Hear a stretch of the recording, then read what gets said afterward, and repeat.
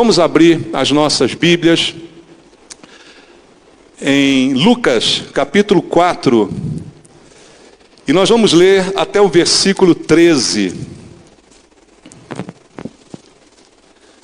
Lucas, capítulo 4, versículo 1, até o versículo número 13.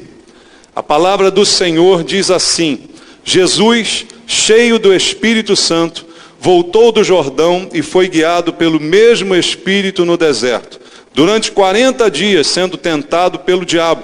Nada comeu naqueles dias, ao fim dos quais teve fome. Disse-lhe então o diabo: se és o Filho de Deus, manda que esta pedra se transforme em pão. Mas Jesus lhe respondeu: está escrito, não só de pão viverá o homem.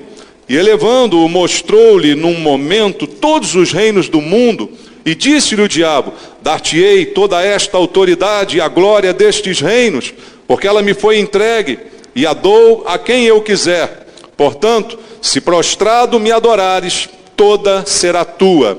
Mas Jesus lhe respondeu: está escrito, ao Senhor teu Deus adorarás e só a Ele darás culto. Então o levou a Jerusalém e o colocou sobre o pináculo do templo e disse: se és filho de Deus, atira-te daqui abaixo, porque está escrito, aos seus anjos ordenará a teu respeito que te guardem, e eles te susterão nas suas mãos, para não tropeçares em alguma pedra. Respondeu-lhe Jesus: dito está, não tentarás o Senhor teu Deus. Passadas que foram as tentações de toda sorte, apartou-se dele o diabo até momento oportuno. Glória a Deus. Vamos orar. Pai, tua palavra foi lida, e agora há uma expectativa e uma necessidade de cada um de nós de entender, de aplicar, para que a tua palavra nos alimente verdadeiramente. Ela é o alimento do Espírito. Como o Senhor mesmo disse, não só de pão vive o homem, mas dessa palavra. Essa palavra sustenta a nossa vida espiritual. Ela muda toda a nossa vida no mundo, porque baseados na tua palavra, nosso comportamento se altera, e assim deve ser. Por isso, o que queremos e precisamos esta manhã é ouvir a voz do Senhor, e eu creio que nenhum de nós está interessado em ouvir o homem, com suas opiniões, suas doutrinas, mas sim ouvir a tua palavra. Por isso fala conosco, e usa, Senhor, minha vida por misericórdia, por graça. Fala através de mim, me dá unção do teu Espírito, para que eu só diga aquilo que o Espírito Santo quer falar. Assim te peço em oração com meus irmãos, em nome de Jesus. Amém. Graças a Deus. Podem sentar, queridos. Amados, todos nós conhecemos bem esse texto, né? Um texto bem famoso das Escrituras, em que mostra Jesus sendo tentado pelo diabo. Isso é bem conhecido, né?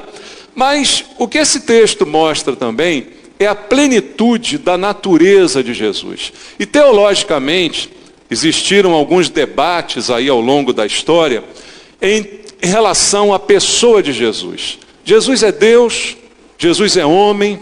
Quem é Jesus? Quando Jesus se encarnou, abriu mão de ser Deus, foi apenas homem. Como é que isso funciona? E os teólogos chegaram a um acordo, que é aquilo que nós entendemos e concordamos, que Jesus é Deus e homem em todo o tempo. Não se pode separar a humanidade da deidade de Jesus. Então, quando a Bíblia diz que o Verbo se fez carne e habitou entre nós, ele não deixou de ser Deus.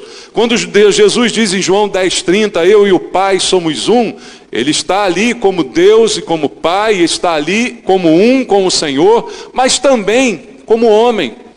Deus então abre mão dos seus atributos divinos por algum momento para se tornar homem, habitar entre nós, mas em todo o tempo ser Deus e homem. E esse texto aqui especificamente é uma das evidências de que essa teologia está correta, porque no texto nós vemos a plenitude dessa natureza divina e humana de Jesus.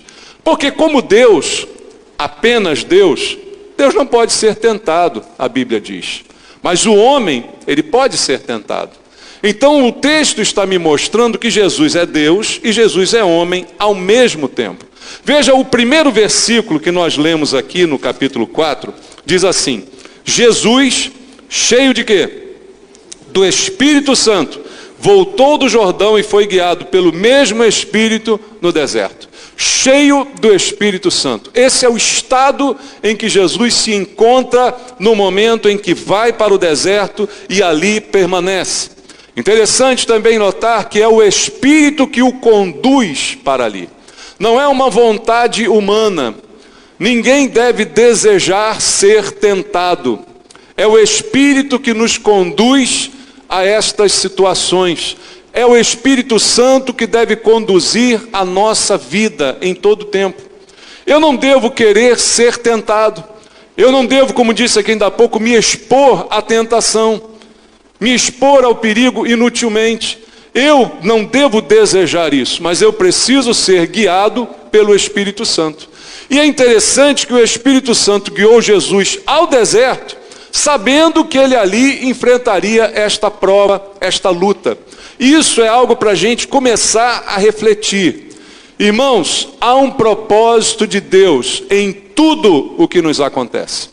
Uma das evidências desse texto aqui é que há um propósito.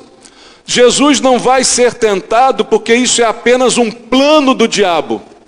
Não, isso também é um plano de Deus. E assim como Deus tem propósitos, o diabo também tem propósitos. Sabia disso? Deus tem um propósito para a minha vida. Deus tem um propósito para a sua vida. Isso é verdade. Mas o diabo também tem um propósito para você. E aí qual que vai se cumprir?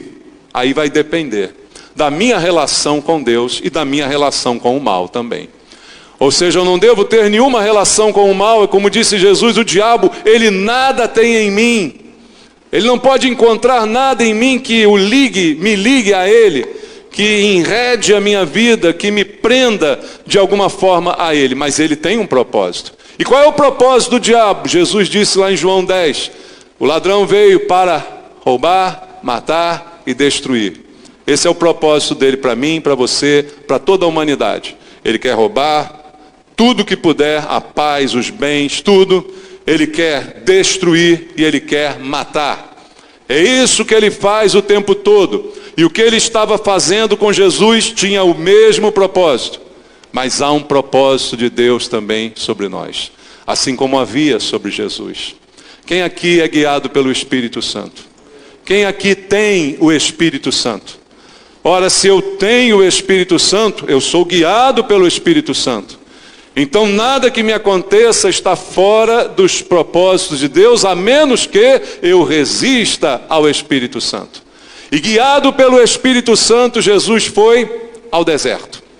E exatamente para ali ser tentado, porque havia um propósito de Deus. E qual é o propósito do diabo em relação a Jesus? Em relação a todos nós, como já disse, aqueles três. Mas no caso específico de Jesus, destruí-lo significaria anular aquilo para o que ele veio. Significaria desqualificar Jesus como Salvador. Assim Jesus, quando foi tentado, o diabo tinha como propósito desqualificá-lo como Salvador. E quando o diabo tenta a mim e a você, além de roubar, matar e destruir, o que ele quer? Indiretamente, nos desqualificar como cristãos, apontar os nossos erros e dizer, está vendo? Por isso a Bíblia diz, o diabo é o nosso acusador, ele nos acusa dia e noite diante do trono de Deus. Porque ele quer de alguma forma dizer, olha, ele não vale nada, ela não vale nada. Ela não vale o sangue que o Senhor derramou, ele não vale o sangue que foi derramado por ele. Ele quer nos desqualificar com a tentação, da mesma forma que queria desqualificar Jesus, mostrando que Jesus não teria condições de ser o Salvador se ele cedesse a qualquer uma de suas propostas naquele momento. E isso precisa ficar bem claro para nós entendermos o que é tentação e o que é provação. Para entendermos isso, abra sua Bíblia na carta de Tiago, no capítulo número 1, no versículo 13. Tiago capítulo 1, verso 13 a 16, está dizendo assim, Tiago 1, do 13 ao 16. Bem-aventurado o homem que suporta com perseverança a provação, Porque depois de ter sido aprovado, receberá a coroa da vida, a qual o Senhor prometeu aos que o amam. Ninguém ao ser tentado diga sou tentado por Deus, porque Deus não pode ser tentado pelo mal, e Ele mesmo a ninguém tenta. Ao contrário, cada um é tentado pela sua própria cobiça, quando esta o atrai e seduz. Então a cobiça, depois de haver concebido, dá à luz o pecado, e o pecado, uma vez consumado, gera a morte. Não vos enganeis, meus amados irmãos. Veja o que Tiago diz: ninguém é tentado por Deus. Tentação não vem de Deus. Tentação é própria do diabo. E como ele tenta? Colocando a cobiça daquilo que o nosso coração pode se sentir atraído. E ele sabe como é a natureza do homem. O homem foi criado por Deus, mas a natureza se tornou pecaminosa porque o homem cedeu à sua primeira tentação, quando foi proposto a ele que se comesse daquele fruto seria igual a Deus. Então o homem foi tentado a crescer mais do que o seu Criador. O homem foi tentado a sair da sua posição original para uma posição mais alta.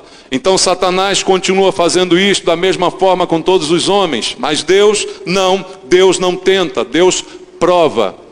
E aqui Jesus está sendo tentado pelo diabo, e a Bíblia diz que foi uma tentação real, não foi uma mentirinha, não foi uma encenação. Leia aqui comigo Hebreus capítulo 4, um pouquinho antes aqui de Tiago, onde estávamos. Hebreus, na carta aos Hebreus, no capítulo 4, no versículo número 15. Vamos ler Hebreus 4,15, diz: porque não temos sumo sacerdote que não possa compadecer-se das nossas fraquezas. Antes foi ele tentado em todas as coisas à nossa semelhança, mas sem pecado. Então entenda a habitação da natureza de Deus e da natureza humana ao mesmo tempo em Jesus.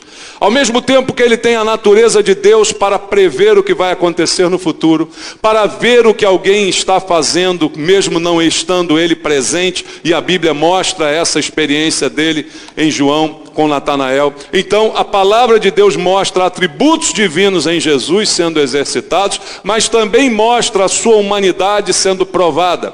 E se a Bíblia diz que ele foi realmente tentado, é que em algum momento pode ter passado pela sua mente a opção de ceder ao que foi proposto. Mas firmado na palavra, imediatamente ele recusa e ele dá uma palavra baseada na palavra de Deus para rechaçar a proposta que lhe foi feita. Então é dessa forma que o diabo procede, e também há um procedimento de Deus na vida de cada um daqueles cujo Senhor tem propósitos, e Deus tem propósitos para nós. Seremos tentados? Sim, seremos tentados. Mas que a gente vença como Jesus venceu. Porém, sem pecado. Não deixando que a tentação acabe dando lugar ao pecado, como disse aqui Tiago no texto que nós lemos.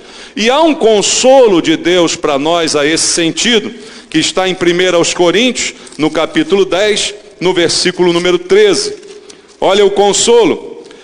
Não vos sobreveio tentação que não fosse humana, mas Deus é fiel e não permitirá que sejais tentados além das vossas forças. Pelo contrário, juntamente com a tentação, vos proverá livramento, de sorte que a possais suportar. Olha o alento que temos da parte de Deus, de saber que Ele tem visto as nossas tentações, que Ele tem acompanhado muitos dos nossos sofrimentos em relação a isso, e tem garantido que Ele tem sob o controle o limite de cada um daqueles que são seus. Deus não permitirá que sejamos tentados ou provados além do que podemos suportar. Então eu posso suportar a tentação. Agora eu vou suportá-la? Aí é uma decisão minha. Poder eu tenho para fazê-lo.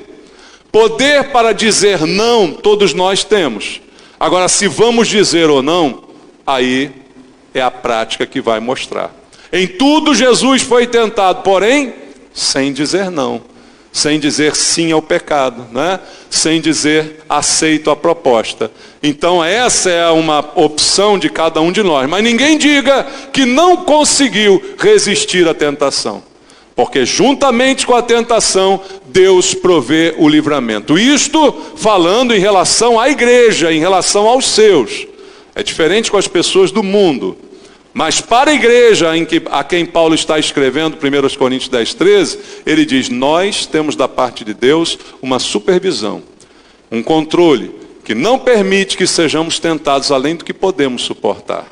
Então eu tenho esse controle, mas no fundo, a decisão é minha.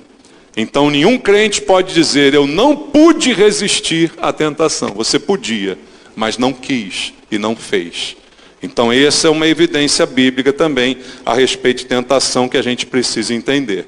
E como eu disse a você, o que o diabo queria com Jesus, o que ele queria ali no deserto para gastar o seu tempo o provando?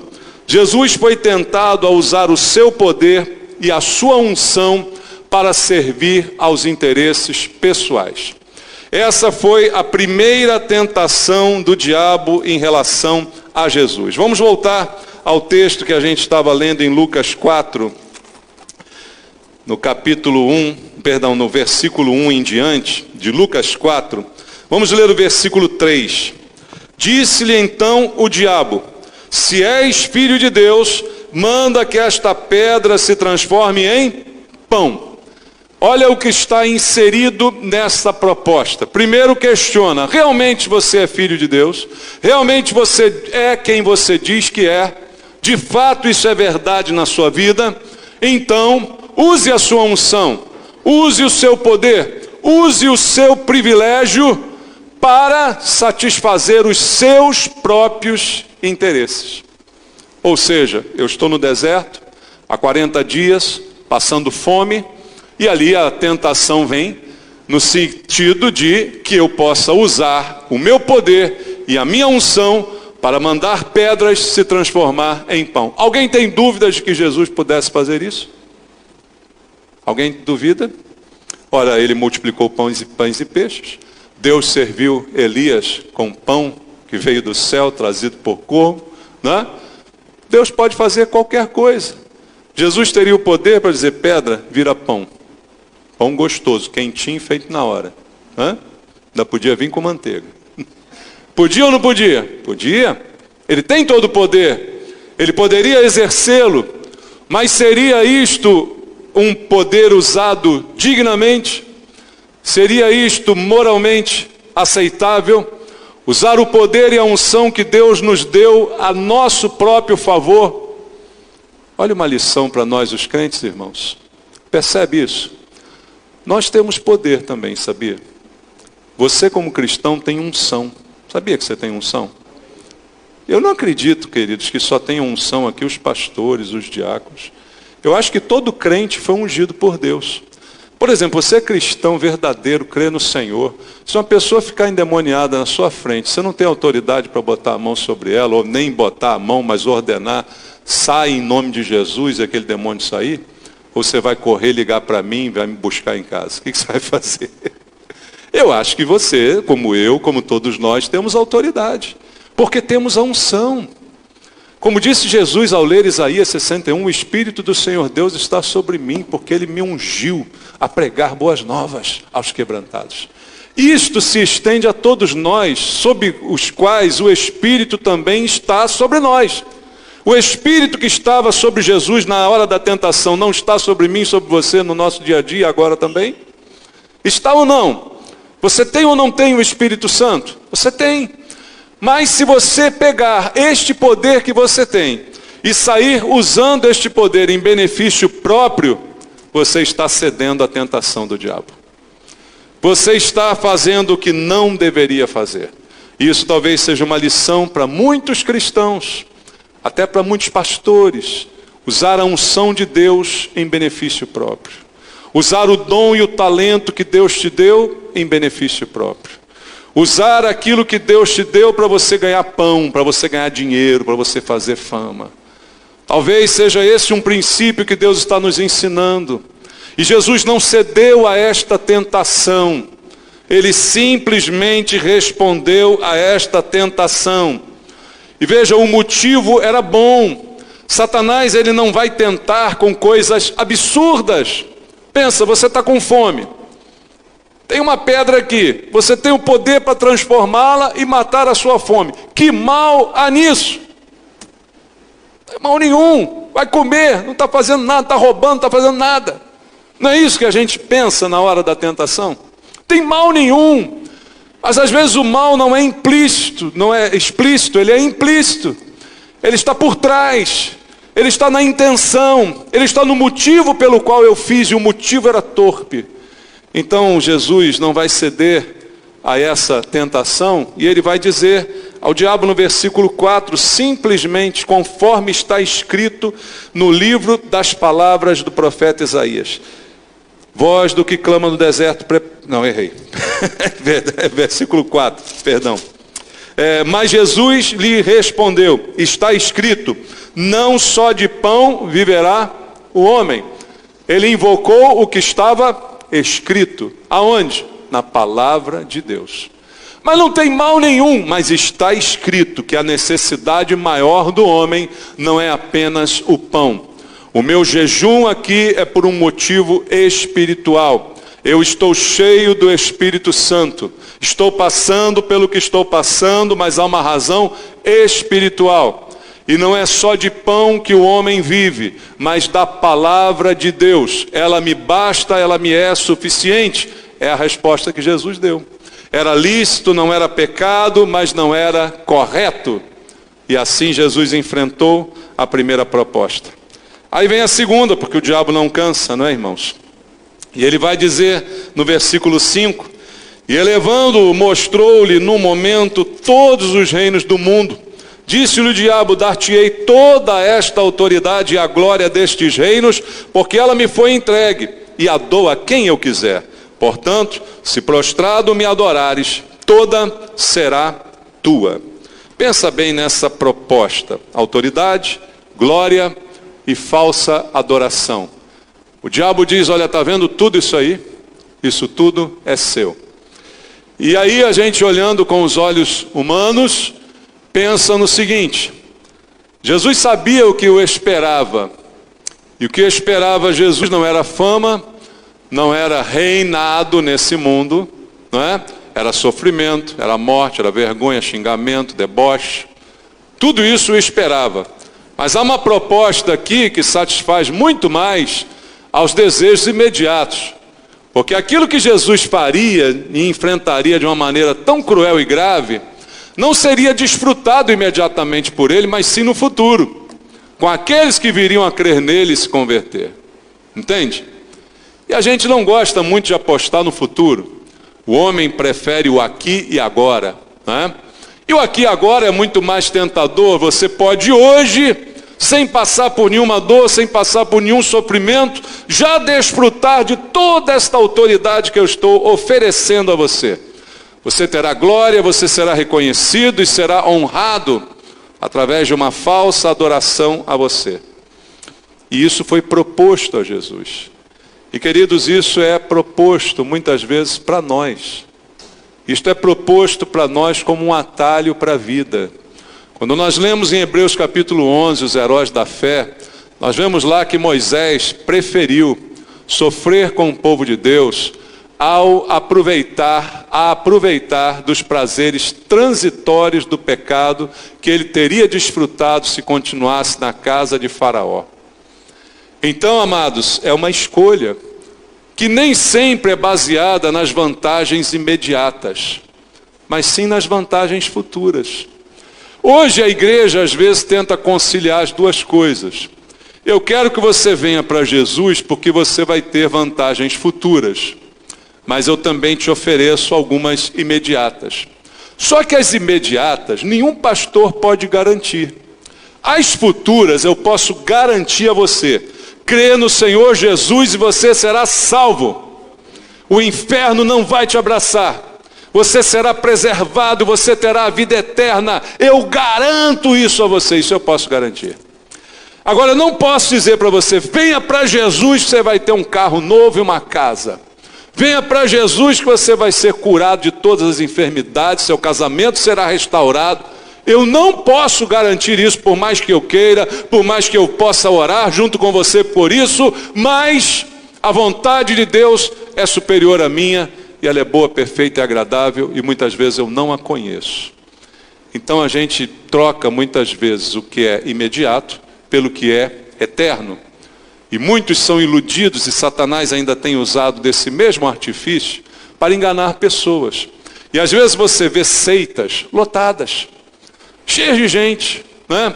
Em busca de um efeito imediato, em busca de uma resposta, de uma solução imediata. E você pergunta, por que estão ali? Porque estão sendo tentadas e sucumbindo à tentação do mesmo tentador, que faz com que elas troquem falsas palavras que são agradáveis por verdades que muitas vezes não são tão agradáveis assim. E a gente hoje vive num mundo em que a gente quer ouvir o que nos interessa, o que nos agrada, irmãos.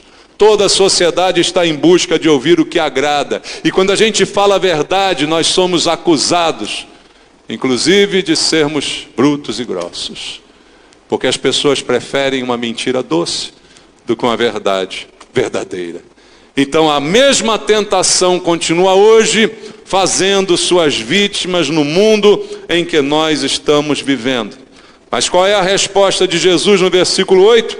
Está, mais uma vez, escrito. Não é o que eu penso, não é o que eu acho, não é o que eu imagino, não é a minha filosofia, não é o meu entendimento, não é o meu idealismo, é o que está escrito. Ao Senhor teu Deus adorarás, e só a Ele darás culto. Isto está escrito, Satanás. Então, se o preço para eu ter tudo isso, para eu compartilhar desta adoração contigo, para eu compartilhar desse reconhecimento no mundo inteiro, é te adorar, isto já está intrinsecamente contrário àquilo que está escrito. Porque está escrito que só a Deus eu posso adorar. Seja Ele, faça Ele o que eu quero ou o que eu não quero, é Deus quem tem que ser adorado. A gente não canta aquele hino, se Ele fizer, Ele é Deus, se Ele não fizer, Ele é Deus. Por quê? Porque é só Ele que pode ser adorado. E muita gente hoje é assim, adora se Ele fizer bacana para mim, o que eu quero, o que eu gosto. Se Ele fizer uma coisa que eu não quero, que eu não gosto, eu não adoro, eu reclamo, né, eu blasfemo. É assim que muitas pessoas estão vivendo seu relacionamento com Deus. Só que esse relacionamento não é com Deus, é com Satanás, irmãos. Porque é isso que acontece com Satanás. E essa é a proposta que ele tem feito para muitos de nós. E Jesus vai recusar cada uma destas propostas. E por que ele recusa? Porque ele sabe, o meu reino não é desse mundo. Eu não vim para reinar nesse mundo. Lembra quando em João 6 quiseram fazer Jesus rei?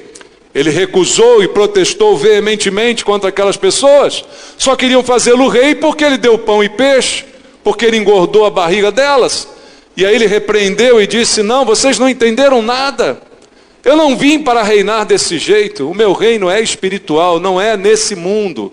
Esse mundo jaz no maligno. Aqui Satanás disse uma verdade. Eu tenho poder sobre isso tudo aí. Por isso que eu posso te dar. Porque essas autoridades que estão no mundo estão sob o domínio. Esse sistema mundial está sob o domínio de Satanás. Então ele pode dar a quem ele quiser. E é isso que ele fará com o anticristo que está às portas, irmãos. É isto que vai acontecer. Aquele que será elevado como a solução para o mundo inteiro, que se aproxima, como aquele que vai unificar todos os governos e nações, como aquele que vai fazer árabes e judeus viverem em paz, está se aproximando com o poder de Satanás, neste mundo sobre o qual ele tem autoridade. Mas Jesus sabia que o reino dele não era desse mundo. Jesus reina no meu coração, no seu coração, daquele que crê, ele reina. Mas no mundo, ele não está reinando agora, mas ele vai reinar. Por isso a Bíblia fala em Apocalipse capítulo 20 do reino milenar de Jesus, em que todas estas coisas serão estabelecidas unicamente para a glória dele. Porque hoje Jesus só reina no coração daquele que se rende e que se entrega a ele. No mundo, ele não tem reinado, embora Deus tenha o controle absoluto sobre todas as coisas. Deus é soberano sobre todas as coisas, mas Deus entregou a Satanás o mundo para que ele faça aquilo que quiser enquanto ele estiver solto. Mas um dia ele será também aprisionado e lançado no lago de fogo. É o que diz a Bíblia. Mas no momento ele está solto. E não adianta os crentes amarrarem não, que ele está sempre soltando.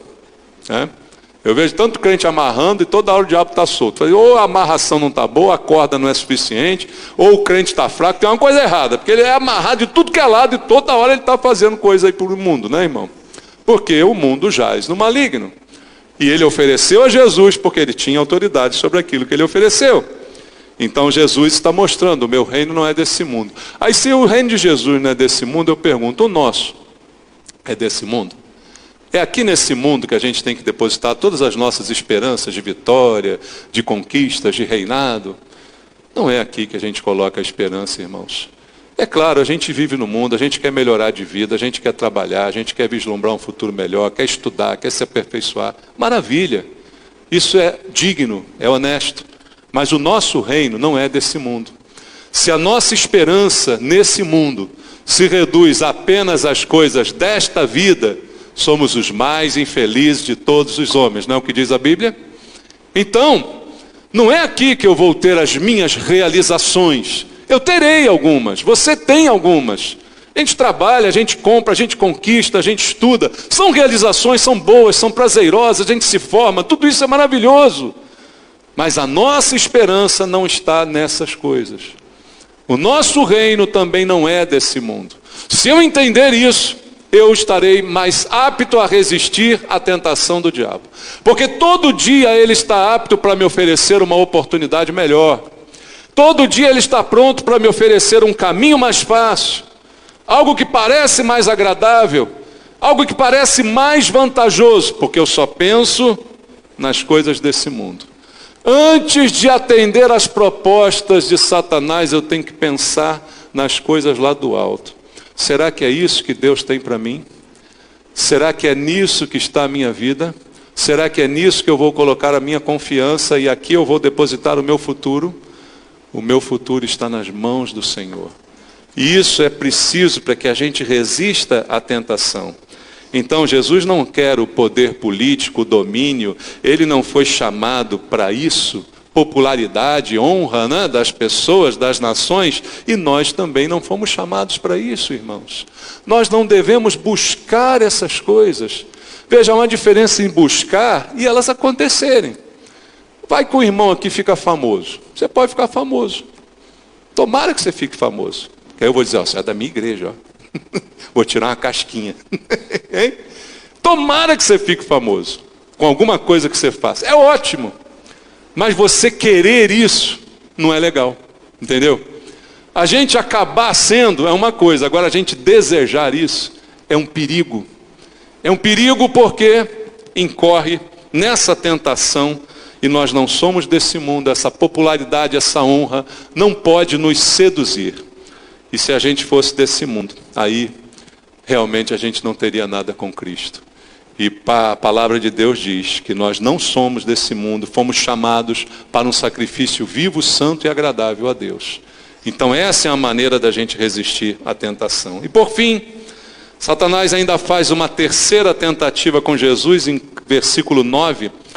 Ele diz, então levou a Jerusalém e o colocou sobre o pináculo do templo, o lugar mais alto do templo, e disse, se és realmente o Filho de Deus, atira-te daqui abaixo, porque está escrito. Agora Satanás usou a Bíblia, olha só. A Bíblia pode ser usada pelo diabo. Sabia disso? Por quê? Qualquer um pode comprar uma Bíblia. Qualquer um tem acesso a uma Bíblia. Pode ter no púlpito um diabo usando a Bíblia. Espero que não seja aqui, tá? Mas qualquer um pode usar a Bíblia, irmãos. Ela é acessível. O diabo está dizendo, ela está escrito. Aos seus anjos ordenará a teu respeito que te guardem. E eles te susterão nas suas mãos para não tropeçares em alguma pedra. Olha que proposta legal que ele faz. Se bem que eu acho que dessas tentações, essa foi a mais fraquinha, sabe? Eu acho que só cai nessa quem é muito bobo, né, irmãos? Sabe qual é o problema? É que tem muita gente boba no mundo. Esse é o problema. E sabe qual é o mal do esperto? É pensar que todo mundo é otário, né? Já ouviu esse ditado? Esse é o mal do esperto. O que tem de bobo nesse mundo, irmãos, não está fácil. Porque olha que bobeira Satanás propôs a Jesus. Levou Jesus lá para o alto do templo. E aí colocou ele no lugar mais alto, ele viu as pessoas lá embaixo. Ele diz assim, olha, se joga aí. Mas por que eu vou me jogar? Não, se joga. Porque está escrito na Bíblia. Está escrito que o Senhor guarda os seus. Olha lá o Salmo 91. Ele acampa os seus anjos ao seu redor. Ele não permite que seus pés vacilem.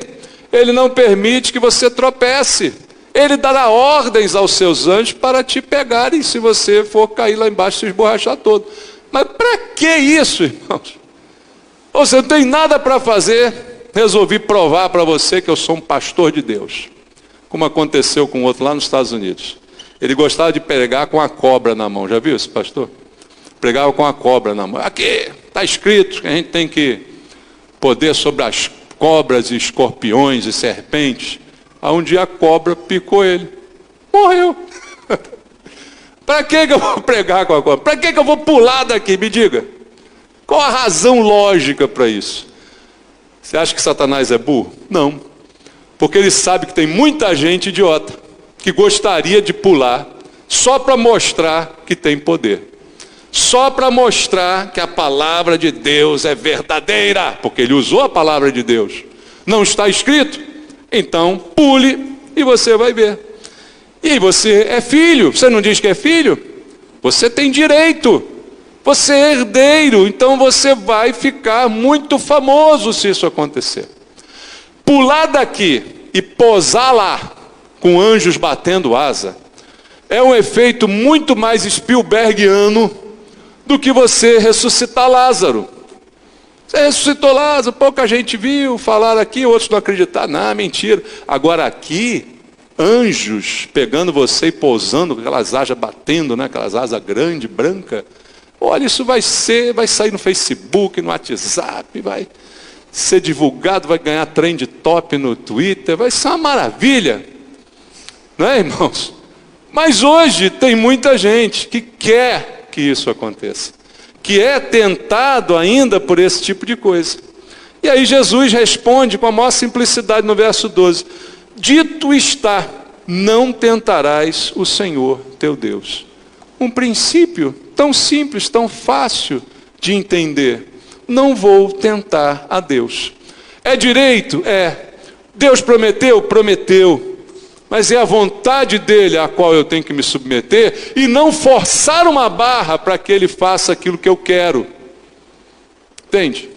Se Jesus se jogasse mesmo, eu acredito que os anjos iam lá e iam pegar ele. Não ia se esborrachar no chão. Duvido. Deus tinha um propósito, ele era o Salvador. Mas ele estaria desqualificado. Porque o diabo simplesmente fez com que ele tentasse ao Senhor Deus. E assim, amados, tem que ser a nossa vida, não tentar a Deus. Deus não tenta ninguém, ele não pode ser tentado pelo mal. Quem tenta é Satanás. E a lição para nós é qual? Não tente a Deus. E outra, não tente ao seu irmão. Às vezes a gente provoca o outro. Ah, você não diz que é crente? Não vai, não faz. Então, você está tentando o outro, está levando o outro à tentação. Não devemos levar o nosso irmão à tentação. Pelo contrário, devemos preservar os nossos irmãos e não submetê-los a uma tentação desnecessária. Então há várias lições aqui para nós. E o diabo sai desse encontro envergonhado, porque Jesus diz a ele: olha, você está usando a palavra, mas não deturpe a palavra de Deus. Não use a palavra de Deus para os seus próprios interesses. Mais uma vez, ele vai repreender a Satanás dessa maneira. Amados, as propostas de Satanás, elas são todas centradas no eu, no ego, no indivíduo. É assim que ele tem trabalhado. Ele toca no ego. Ele toca no ego tentando exaltar, tentando fazer você achar que você é o que você não é, fazer você pensar mais do que convém sobre você mesmo. E é assim que ele tem tido vitória sobre muita gente. Mas não teve vitória sobre Jesus, meu Senhor, meu Salvador. Que ele não tenha vitória sobre a nossa vida. É por isso, irmãos, que Deus salva individualmente as pessoas. Por isso nós dizemos a salvação é individual. Porque Satanás tenta também individualmente, mas Deus salva indivíduos, para que esses indivíduos se tornem igreja do Senhor, fortalecida, guarnecida, protegida por Deus, para a qual Ele disse, as portas do inferno não prevalecerão contra a minha igreja. Essa é a garantia de Jesus. Ele nos salva como indivíduos para que a gente seja igreja. Então, não se entregue ao egoísmo, não pense só em você, não pense só nas vantagens que você terá, porque isso é um passo para você cair na tentação. Como Jesus nos ensinou a orar, não nos deixes cair em tentação, livra-nos do mal. Vamos orar, irmãos? Vamos falar com Deus? Você que está em casa, vamos orar juntos? Vamos orar pela nossa casa, pela nossa família, pelas portas do nosso lar, que o mal não entre, que não entre a tentação, que o Senhor não nos deixe cair nessa tentação, de acharmos que somos mais, que somos melhores, de tentarmos aos outros. Que o Senhor olhe agora para o coração de cada um de nós e fale conosco pelo Espírito Santo que em nós habita, aquilo que é necessário, nos apegarmos à palavra de Deus, para não cairmos em tentações. Senhor meu Deus, eu te peço nesse momento, Pai, em que a igreja está reunida em oração, aqui e na casa de cada irmão que acompanha nesse momento pela internet. Meu Deus, em nome de Jesus, eu te peço, Senhor, que o Senhor venha com a verdade, trazendo libertação, trazendo, ó Deus, liberdade no Espírito para cada um, para que nenhum dos teus filhos caia em tentação. Que as verdades do Senhor nos sustentem nesse momento de agonia, de dificuldades, que o seu povo se apegue à tua palavra, Pai. Que ela seja realmente a lâmpada para os nossos pés, a luz para o nosso caminho, para que nós não venhamos a cair em tentação, que a gente conheça a tua palavra, conheça os teus princípios, Deus, que eles sejam divulgados em cada lar, nesse momento, Pai, e que o Senhor proteja cada família, nos livre, Pai, do maior mal, um mal muito maior do que é este que estamos enfrentando no mundo. Há mal maior do que o pecado, Pai, há mal maior do que cair na tentação. Não há, Senhor, que nós sejamos livres deste mal maior. Livra o teu povo, Senhor, e também te peço, livra da enfermidade. Livra, Jesus, desse mal que assola o nosso planeta. Guarda as famílias da igreja, guarda-os na tua presença, ouvindo a tua palavra, se fortalecendo cada vez mais. Eu te peço em nome de Jesus. Amém. Graças a Deus. Deus abençoe você, meu irmão.